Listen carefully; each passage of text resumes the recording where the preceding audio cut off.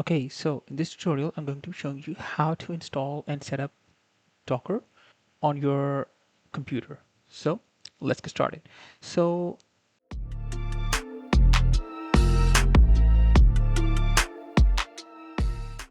so I'm on Windows, and what you can do is go to the App Store, or you can go to their website as well. But I'm going to the App Store because everything I need is going to be here in one place. So after you go to the App Store, you can just install Docker Desktop. Okay, just click install and it will start running this. And you also need to get this Ubuntu.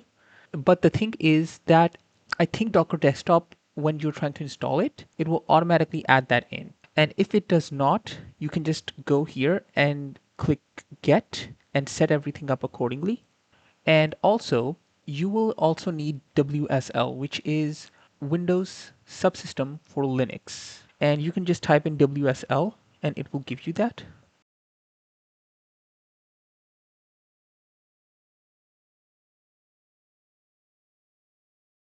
Sometimes it pre-installs that for you, by the way, like it's a part of your system. Okay, I'm not seeing it here for some reason, but it automatically installs that, I believe, when it's basically a part of Windows 11 at this point, and it automatically installs that. So I'm just going to wait for this to complete and come back. Okay, so now it is installing it. Okay, it says it is done. It took a good amount of time, like 10 minutes or something.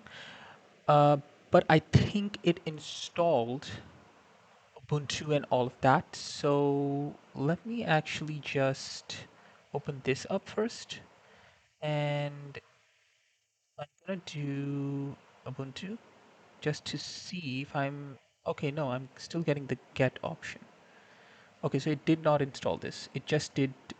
Okay, so you can skip this. This is basically to use the online stuff for Docker. But if you want to use it personally, this part doesn't really matter that much. But you could do this if you want. You can choose whether you want a work account or a personal one. So I'm just going to skip this one for now because I just want to start Docker and see what happens. Okay, so it is working, it seems. I also checked and Linux is installed. I think it did install it in the background. Otherwise, it doesn't make sense why it took that much time. I'm not 100% sure if it installed WSL on its own because I already had it installed. But if you do not have it installed, it's a simple Google search. You just need to type in command, and that command basically just asks you to do certain things.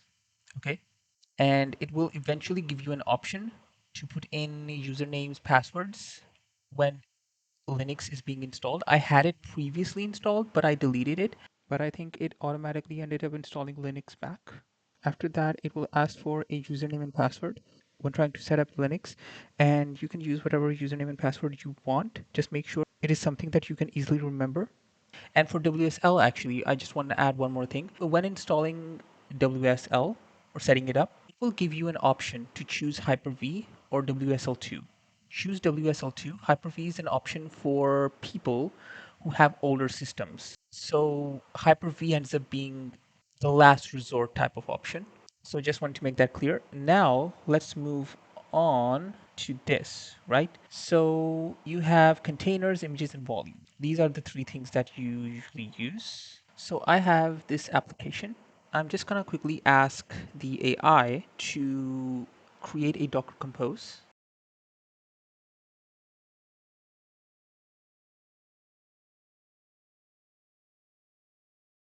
So I basically just told it to create a Docker Compose for this React application. Okay, so it created three files. Dot Docker ignore is basically just telling Docker to ignore these files when building the application. This one is a Docker Compose file, which is basically just different types of configurations for Docker to compose the whole application. For example, build is telling Docker to target the development, which is this, by the way. Okay, this is setting the port, the volumes location. Okay, And the environment is basically just telling it which environment it is. It is a development environment. You can change this to production. Okay. And the Docker file is basically, this is for Node.js installation. Okay, this is the work directory where it will be installed. This is telling it to copy the package.json.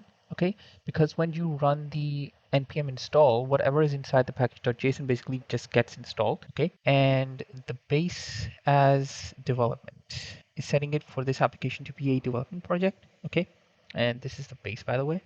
This is for 3000. This is just running certain commands. Okay, you know when you type in npm run dev, this is basically that. And I don't know why it's adding this part. I don't see why it would need to do this because it's basically telling it to add localhost, to run it on localhost, but it would automatically run on localhost, I believe. But I'll just keep it in. I'll just keep it in for now. Then this is for production. So it's turning the base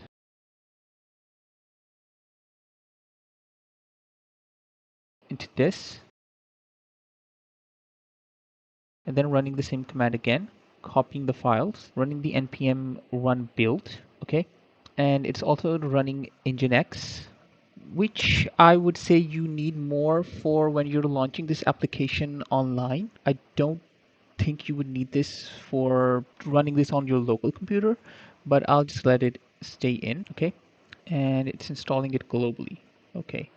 Okay, that's fine.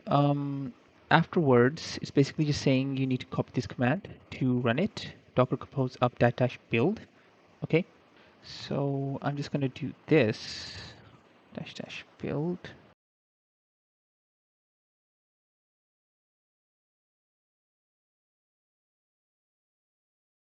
Okay. Oh, I think what is happening is that I need to restart my computer because I installed this and I need to restart the whole computer for it to configure into the system.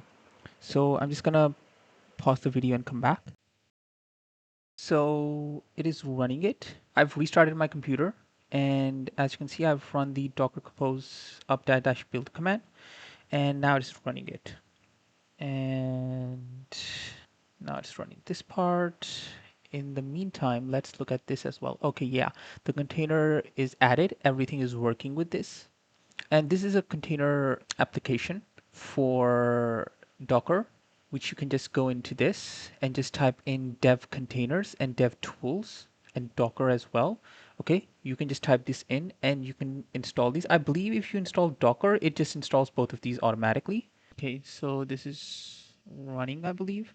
If I just look at this, yes, I'm in my containers and you can see that this is running. Okay, this is how you can stop it and run it. And I believe this should be running on port 3000 now. So let me just open up my browser. Actually, you can even use the browser inside of this, I believe. Localhost 3000. No. Okay, so localhost 3000 is for some reason not running. I'll just pause the video, see what is happening, and come back. Okay, so ran into some problems, but it wasn't that the Docker files were not correct. The problem actually ended up being that Vite ended up releasing its latest version, which is version 8, and everything else has not updated to version 8. So it was causing dependency problems. So I basically reverted it back to its previous version, which is I deleted this folder from the node modules folders and changed the version number and ran npm install and it installed these versions. Okay.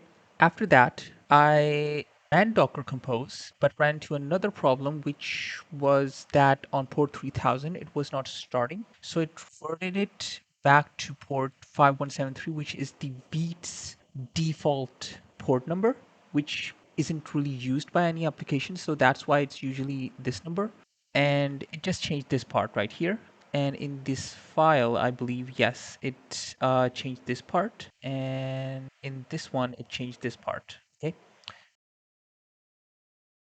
I don't know if it changed it. No, it didn't change anything there. There was no reason to do that. So I'm going to accept all. And then after that, I just ran this command again and it started it on this and 5173. Let's see if it works. And as you can see, the app is running. Okay.